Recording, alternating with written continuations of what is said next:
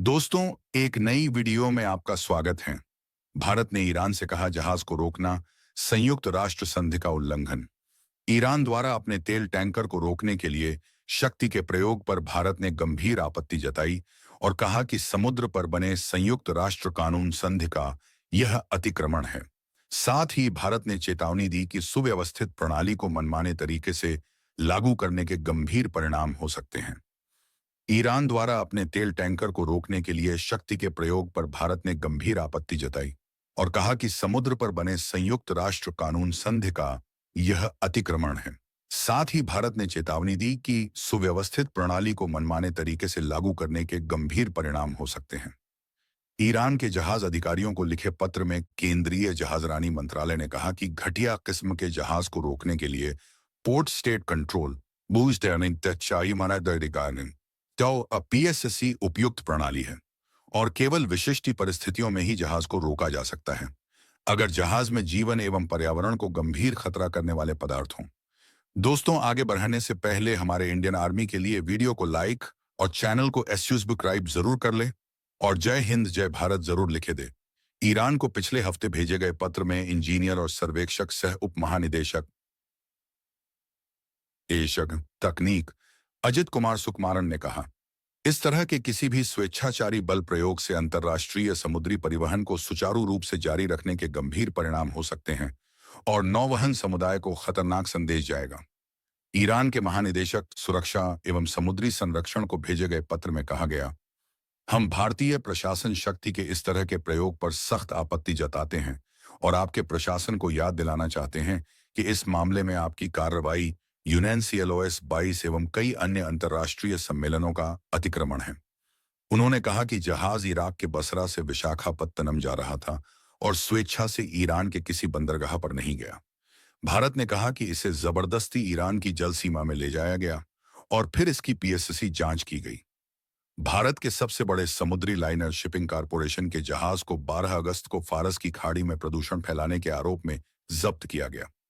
Iran के अधिकारियों से जहाज को मुक्त करने के लिए त्वरित कदम उठाने की मांग करते हुए अजित कुमार ने कहा कि पत्र को भारतीय समुद्री प्रशासन की तरफ से औपचारिक अपील माना जाए। भारत आ रहे एक जहाज पर शनिवार को लाल सागर में मिसाइल अटैक हुआ है। इसकी जिम्मेदारी यमन के हूती विद्रोहियों ने ली है। जहाज का नाम एंड्रोमेडा स्टार बताया गया है। यह तेल लेकर भारत आ रहा था। शिप के मास्टर ने जानकारी देते हुए बताया है कि हमले में जहाज को मामूली नुकसान पहुंचा है। अमेरिकी सेना की सेंट्रल कमांड के मुताबिक घटना शुक्रवार शाम 5:49 पर हुई। जहाज ब्रिटेन का है, जिस पर एंटीगुआ और बारबाडोस का झंडा लगा था। अटैक के बावजूद जहाज अपने रास्ते पर आगे बढ़ रहा है। इसने रूस के प्रिमोर्स्क से यात्रा शुरू की थी और यह गुजरात के वाडीनार पहुंचने वाला था। जहाज पर कई मिसाइलों के साथ 2 बार हमले हुए। मीडिया रिपोर्ट्स के मुताबिक भारत आ रहे जहाज पर 2 बार हमले हुए। इस दौरान हूतियों ने कई मिसाइलें दागी। हालांकि पहले हमले में दागी गई मिसाइलें जहाज पर न गिरकर उसके नजदीक समुद्र में गिरी। दूसरे हमले में जहाज को नुकसान पहुंचा। लाल सागर में जहाज पर हमला कई दिनों की शांति के बाद अचानक हुआ है। इससे पहले इजराइल के साथ तनाव के बीच ईरान ने भारत आ रहे एक जहाज को हॉर्मुज पास से कब्जे में ले लिया था। ईरान ने कहा था कि वे बिना मंजूरी उनकी समुद्री सीमा में घुसा था। जहाज के क्रू मेंबर्स में 17 भारतीय और 2 पाकिस्तानी भी थे। ईरान ने पाकिस्तान के 2 नागरिकों और भारत की एक महिला क्रू मेंबर को छोड़ दिया, जबकि बाकी 16 भारतीय अभी भी ईरान की कैद में हैं। हूतियों ने शुक्रवार को सिर्फ भारत आ रहे जहाज ही नहीं, बल्कि अमेरिका के MQ-9 रीपर ड्रोन को भी अपना निशाना बनाया। हूतियों ने यमन के सादा प्रोविंस में ड्रोन को मिसाइल अटैक से मार गिराया है। हूतियों के हमले से भारत को नुकसान। ग्लोबल ट्रेड का करीब 12% और 30% कंटेनर ट्रैफिक हर साल लाल सागर के स्वेज कैनाल से होकर गुजरता है।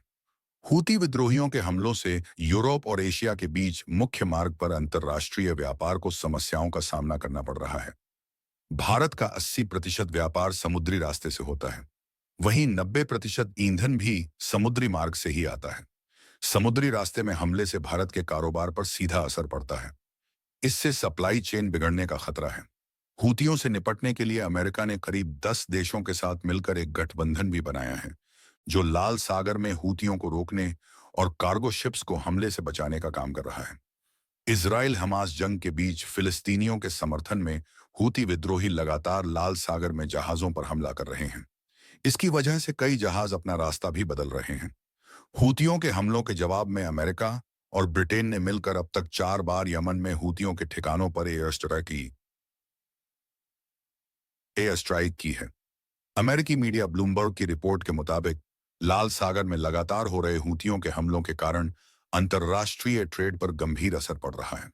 भारत से यूरोप के लिए डीजल की सप्लाई पिछले 2 सालों के सबसे निचले स्तर पर पहुंच गई है। इसमें करीब 90% की गिरावट दर्ज की गई है। एशिया से यूरोपियन यूनियन, ईयू और ब्रिटेन जाने वाले कार्गो के शिपिंग चार्ज बढ़ गए हैं। ओमान की खाड़ी में की कार्रवाई। बताया गया है कि ईरान की सेना ने होर्मुज जलडमरू मध्य के पास ओमान की खाड़ी में यह कार्रवाई की। सबसे पहले हेलीकॉप्टर से इजरायली जहाज पर हमला किया गया और इसके बाद ईरान की नौसेना ने इसे जब्त कर लिया। बताया गया है कि यह जहाज इसराइल के अरबपति याल ऑफर के जोड़ियाक समूह से जुड़ा है। हालांकि अभी तक उनकी तरफ से इस बारे में कोई टिप्पणी नहीं आई है। आखिरी बार दुबई से होर्मुज की ओर जाते हुए देखा गया जहाज सुरक्षा बलों द्वारा MI-17 हेलीकॉप्टर से जहाज पर हमला किया गया तक है, जिसका इस्तेमाल इससे पहले ईरान समर्थित हूती विद्रोहियों द्वारा भी किया गया था।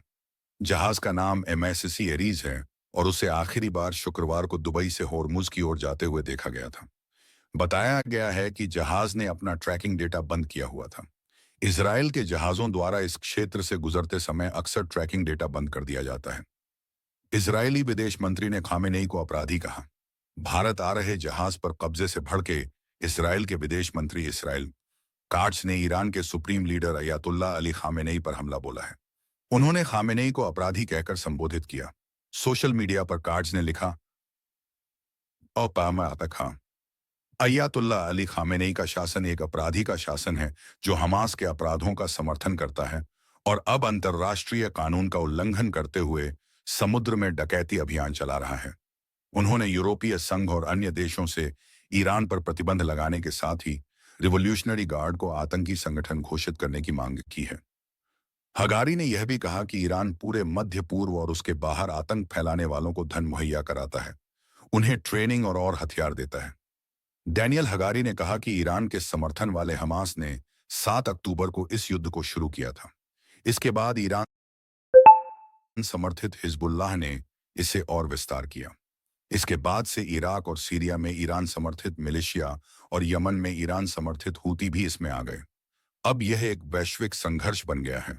उन्होंने ईरान पर आतंक का सबसे बड़ा प्रायोजक देश होने का आरोप लगाया। हगारी ने कहा कि ईरान दुनिया में आतंक का सबसे बड़ा प्रायोजक देश है। इसके आतंक के नेटवर्क से सिर्फ इजराइल, गाजा, लेबनान और सीरिया के लोगों को ही खतरा नहीं है। ईरानी शासन यूक्रेन और उसके बाहर भी युद्ध को बढ़ावा देता है। भारतीय विमान ईरान के हवाई क्षेत्र में जाने से कर रहे परहेज। पश्चिम एशिया में बढ़ते तनाव के बीच एयर इंडिया के विमान शनिवार को ईरानी हवाई क्षेत्र का इस्तेमाल करने से बचते दिखे।